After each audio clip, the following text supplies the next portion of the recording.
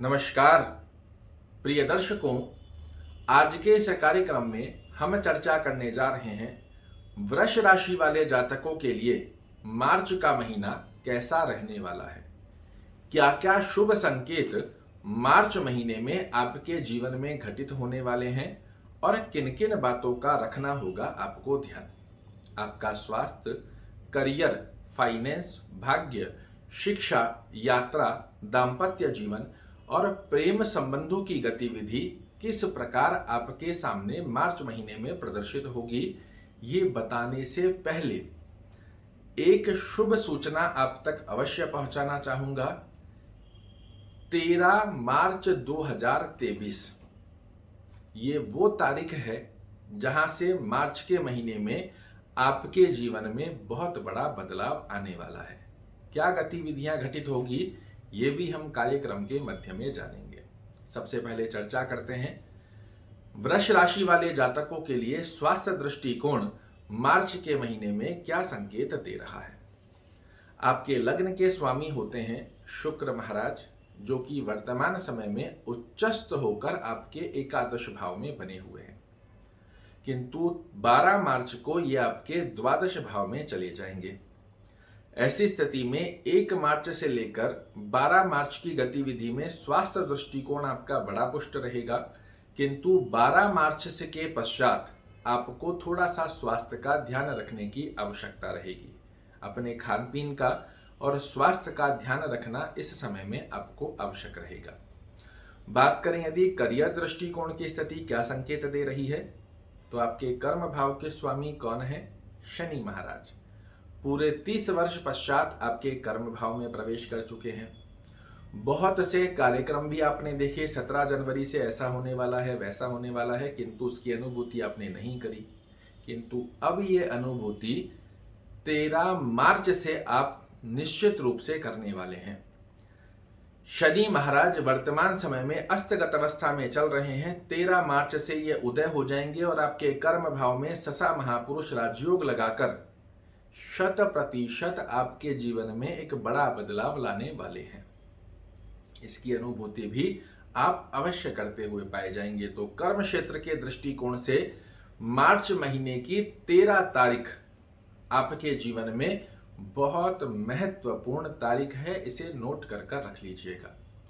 बात करें यदि फाइनेंस दृष्टिकोण की स्थिति क्या संकेत दिखा रही है, तो आपके धन भाव के स्वामी बुध महाराज कर्म भाव में बने हुए हैं, जो कि मार्च महीने में एक संकेत है कि आप अपने कर्म के माध्यम से धन की स्थितियों को बहुत अच्छे से बैलेंस कर पाएंगे, जिसमें बुध और शनि दोनों मिलकर आपका परिपूर्णता से साथ देते हुए पाए जाएंगे।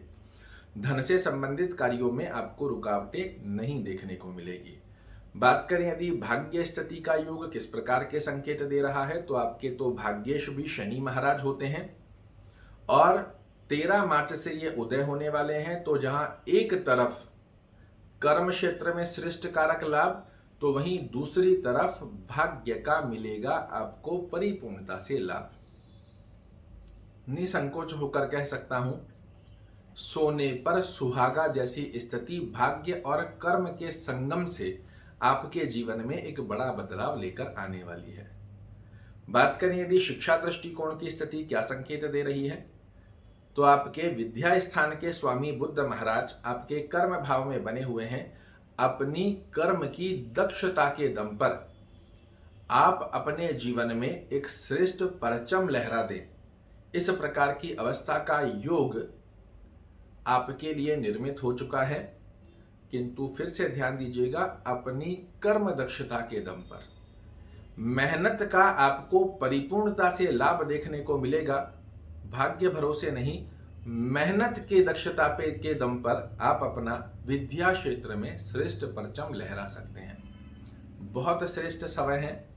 इस समय का सदुपयोग कर अपने आप को प्रूव करने का एक श्रेष्ठ अवसर बुध महाराज दे रहे हैं, जो कि ना सिर्फ आपको, आपके परिवार को भी गौरवान्वित होने का योग बना कर दे। बहुत अच्छा समय है, सदुपयोग जरूर से कीजिएगा।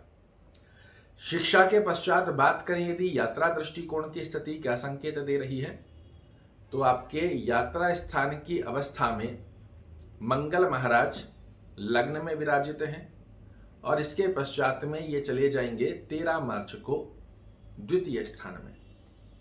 ऐसे में कहा जा सकता है 13 मार्च के पश्चात आपके द्वारा की गई यात्राएं आपको बहुत अच्छा लाभ देगी। विशेष रूप से व्यापारिक यात्राएं यदि आप करते हैं, इसमें श्रेष्ठ कारक स्थिति के लाभ आपके लिए निर्मित होने वाले हैं। दाम्पत्य जीवन की यदि हम चर्चा करें तो दाम्पत्य दृष्टिकोण की स्थिति भी आपके लिए अच्छी रहने वाली है, क्योंकि सप्तम भाव के स्वामी मंगल महाराज आपके लग्न में बैठकर अपने ही घर को देख रहे हैं। तो एक ही अवस्था, क्योंकि ये क्रूर ग्रहों की संज्ञा में आते हैं, तो अंडरस्टैंडिंग रिलेटेड बैलेंसिंग आपको करनी है। अन्यत्र अवस्थाओं में दाम्पत्य जीवन आपका बड़ा सुखद रहेगा। प्रेम संबंधों की यदि हम चर्चा करें तो प्रेम संबंधों की स्थिति भी वृष राशि वाले जातकों के लिए मार्च के महीने में काफी खास रहेगी। आइए जानते हैं उस ब्रह्म की के बारे में जिसका पालन कर कर आप बना सकते हैं मार्च महीने को यादगार। आपके भाग्य स्थान के स्वामी, कर्म भाव के स्वामी 30 वर्ष पश्चात अपने घर में आए, अस्त हो रखे हैं, 13 मार्च से उदय होने जा रहे हैं। इससे सुंदर योग आपके लिए हो नहीं सकता। ऐसे में बहुत अच्छी गतिविधि का योग बनता है कि आप शनि महाराज की आराधना करें। आपके लिए श्रेष्ठ शिखर पर पहुंचने के नए रास्ते ना खुले तो मुझे कहिएगा। क्या करना चाहिए? ओम शन शनश्चराय नमः का जाप करना, शनि चालीसा का पाठ करना या सुनना, दोनों में से जो भी संभवत स्थिति बनती है, इसे आप पूरे मार्च महीने में निरंतर फॉलो कीजिए। अद्भुत रूप से देखने को मिलेंगे आपको लाभ। आशा करता हूं मेरे द्वारा दी गई ये जानकारी आपको पसंद आएगी। कल फिर से एक नई जानकारी लेकर आपके सामने उपस्थित होऊंगा। तब तक के लिए नमस्कार।